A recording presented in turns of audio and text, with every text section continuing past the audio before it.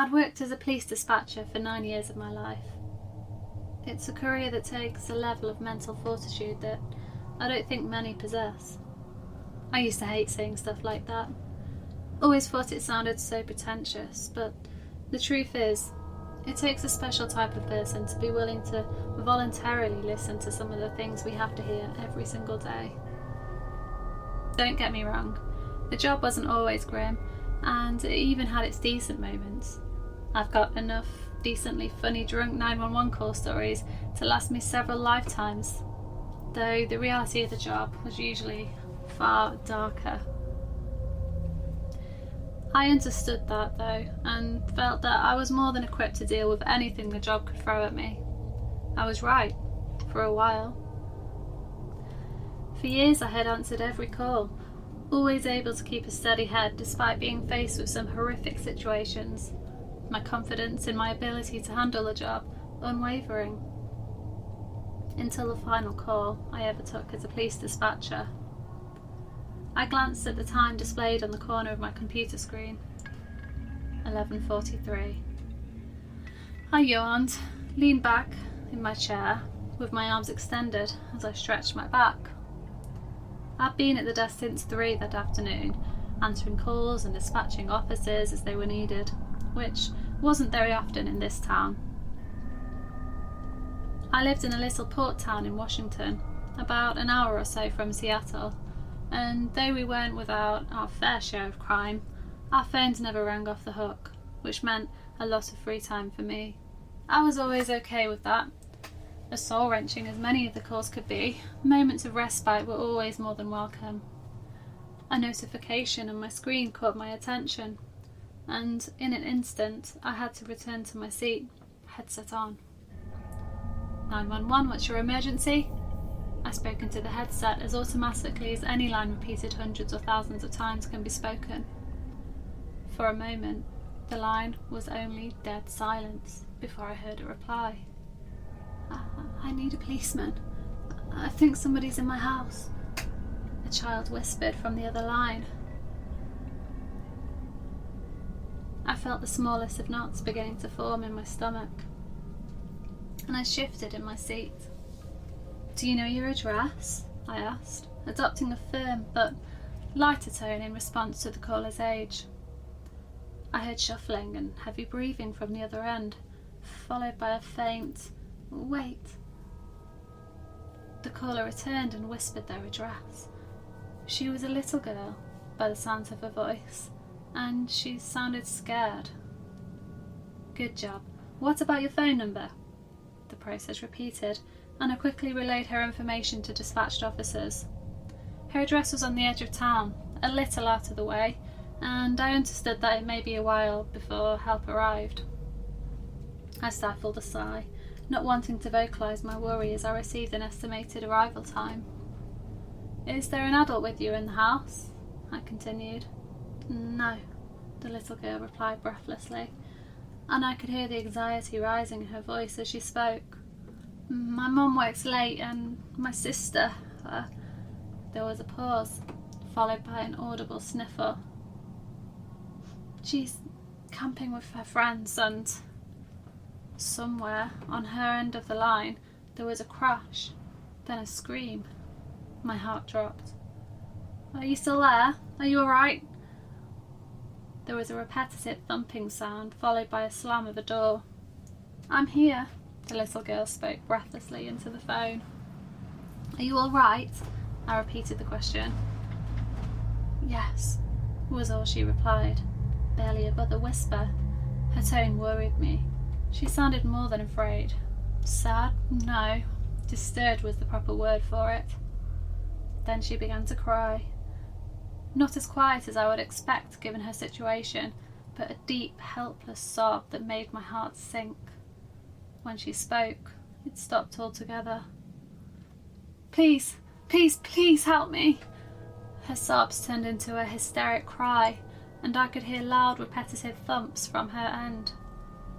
Footsteps, and they were clearly not hers. They were heavy, far too heavy for a little girl. Without warning, a shrill cry, like the sound of a microphone feedback. Without warning, a shrill cry, like the sound of microphone feedback, rang through my headsets. The sudden assault on my ears caused me to jump, and my heart set off racing like a jackrabbit. I fought the instinct to throw the headset off, and instead clenched my eyes shut as the noise faded as suddenly as it had come. I saw it, she sputtered through sobs. Oh, please, I don't know what it is. The frantic and frenzied nature of her begging increased, and a strangeness began to settle in the air that I couldn't quite place. A quick glance around the room confirmed that most of the desks around me were empty, and I was on the call alone. The thought made me feel very isolated, and a growing uneasiness continued to take hold of me that I couldn't place. Something about the call just felt wrong. Police are on the way, I began. I tried to infuse a statement with my usual level of assertiveness and confidence, but I worried that the uneasiness in my voice may be audible. Can you tell me your name? I asked. Amber. All right, Amber. Are you or can you get somewhere safe? A room with a door you can lock? I'm in my room, she said through sniffles, and it was obvious that she had been crying profusely. I locked the door. Good. I'm going to stay with you on the line. Is there anywhere you can hide? The sound of footsteps grew in the background as her voice lowered to a whisper. I think under the bed, she whimpered. Okay. Is there... I paused, thinking over my words before continuing. Anything you can use to protect yourself with? There was a silence on her end for a moment, followed by a hushed yes. As she dropped the phone, I assumed to get a weapon. The clamour from within the house had grown closer to the phone, and the piercing ringing sound had returned. I was almost certain there had to be something wrong with my headset, or with Amber's phone, and the sound grew to an almost unbearable extent, matched only by the deafening thud somewhere on the phone. It sounded too close. I could feel the hairs begin to rise on the back of my neck. An ominous sense of panic began to give way to an unexplained fear. The urge to look over my shoulder grew harder to fight as the persistent thudding sound grew nearer, louder. It all sounded too clear, I guess. There was no static, none of the white noise typical of a phone call, nothing. Just the sound of footsteps approaching closer and closer. I gave in to my instinct, whipping around in my seat, nearly losing my headset. No one. I had no time to settle my nerves, as Amber had returned to the line. Are you there?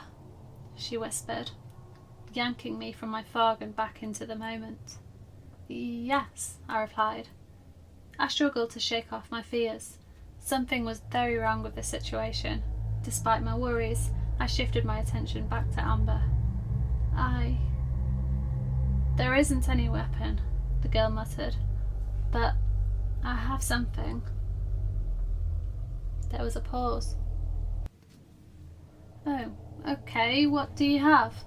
I asked, realising my prompt was necessary. A rabbit. A pink rabbit, she said, and even over the phone I could hear a little embarrassment. My dad gave it to me when I was little, she sniffled. He said she would keep me safe. I didn't know what to say for a moment, but I didn't want to miss a beat. He was right, I said, as encouragingly as I could. Everyone knows pink bunnies are great for protection. Can you go back under?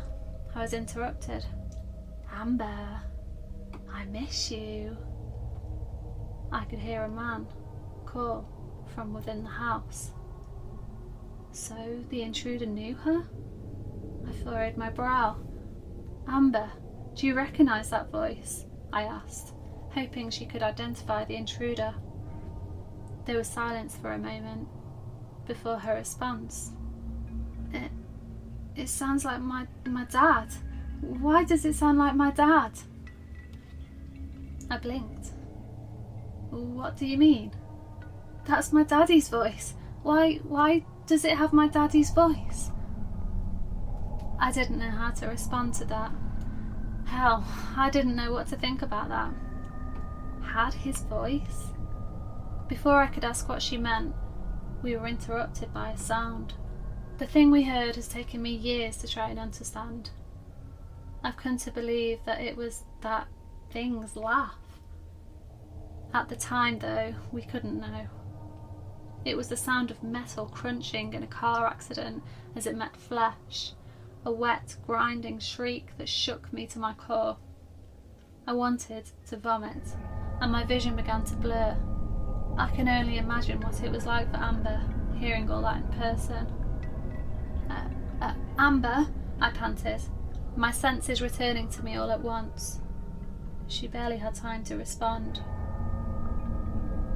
Before we heard it, a voice, or voices, calling for her from somewhere nearby. They spoke as one, all with the same odd, inhumane nature dripping with malintent. Amber. My blood froze.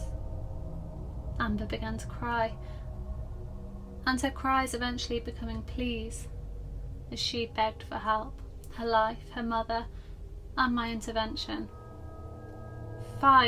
Just 5 more minutes. Just 5 more minutes, I muttered, mentally cursing the timer which displayed the estimated arrival time of the dispatched officers. I prayed it would be soon enough. It's outside the room, she whispered, her voice one of utter panic, before breaking into a quiet sob. I silently swore under my breath. Amber, I need you to hide right now if possible. The police are 3 minutes away. Stay as quiet as possible. There was no response, but I assumed from the shuffling sounds I could hear that she had gone back under the bed. For a few moments there was silence. Then Amber spoke, and my heart dropped. I'm going to die. I'm going to die. You're not going to die, Amber, I began, worry now audible in my voice. I promise. It's reaching under the door. Oh my God, she muttered. There was a crash, louder than before, and Amber began to shriek. The noises continued, and it began to dawn on me what I was hearing. It was breaking down the bedroom door. Amber's screams had devolved into a horrible babbling of pleas for her life to whatever it was on the other side of the door. Her screams were soon drowned out by the same noise as before, that sick laughter. What are you? Amber shrieked, loud enough to make my ears ring. Please! What are you? What are you? What are you? It mocked, in a voice that was some sick parody of Amber's. Panic gripped me as I glanced back to the corner of the monitor displaying the dispatch unit's arrival time, 1:36. Please, God, let it be soon enough. Amber, are you there? I called. Amber? As soon as it had started, everything went silent. Somewhere in the distance, I heard sirens. I hear them, Amber. Officers are 1 minute away. Silence. My heart began to sink. Amber? Are you there? I could hear something shifting, breathing. I think it's gone, Amber said. A surge of relief rolled over me, and I let out a sigh and leaned back in the chair. 27 seconds, the dispatch time read, and the sirens in the background grew louder.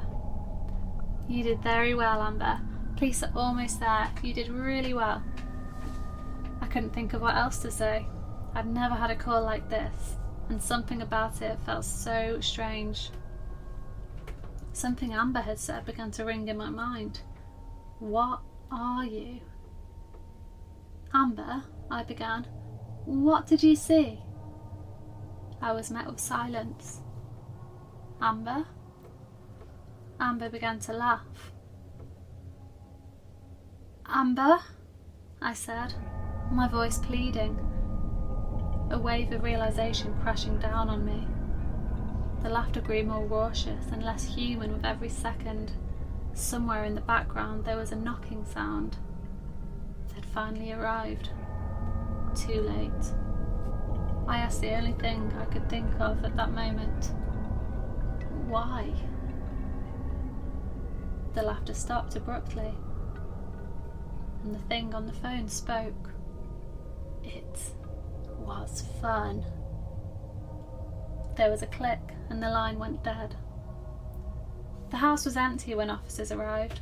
No signs of forced entry anywhere except the door to Amber's bedroom, the bottom of which had been torn away by something, leaving a wide space to crawl beneath. And Amber, or what was left of her, decorated the room. Whatever had been there left nothing behind to identify it. Only carnage. The case was never officially closed, and everyone had their theories as to what had happened that day, ranging from serial killers to a bear attack and everything in between. The call was never made public, not my decision, but not one I necessarily complained about either. I never want to hear that recording again. I put in my 2 weeks' notice that same night, though I never returned to work after that day. I'd been content to try and forget about the call. As callous as it may sound, I was content trying to forget about Amber, to forget whatever I had spoken to on the phone that day, but I don't think it's done with me. Last night, I dreamed, or I thought I was dreaming, the sounds of footsteps running throughout my house, as something screeched and laughed and mocked me just outside my bedroom door. I stayed in my bed long into the morning despite the sounds having stopped, paralysed by a mixture of fear and confusion, until, eventually, I convinced myself to leave the bed. I crossed the room, cursing every creak the floor made under my weight. I lowered myself to the ground, holding my breath as I peered under my bedroom door. There was something there, but it wasn't moving. I mustered up the little bravery I had left and rose to my feet, my eyes shut tight and a prayer on my lips. I pulled open my bedroom door slightly and stuck my head out just enough to see what lay outside. I stifled a gasp, and tears flooded my eyes as I bent over to pick up the object. Placed right outside my door was a little pink bunny covered in dark stains. From somewhere within the darkness, just beyond the bedroom door, Amber's laughter echoed.